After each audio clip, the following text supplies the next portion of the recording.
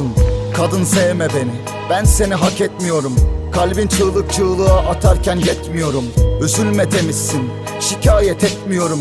Nasıl olur da üzülmem, pişmanlık kendi yolum. Yollarına dar ağacı kur, artık uzanamayım. Bilirsin sessiz bir sinemayım. Bu sana yolladığım risalenin son balayı. Şu zıkkıma koydum yine cebimdeki son parayı. Bir rüzgar eser, bir gülden ömür gider, bir kömür karası göz.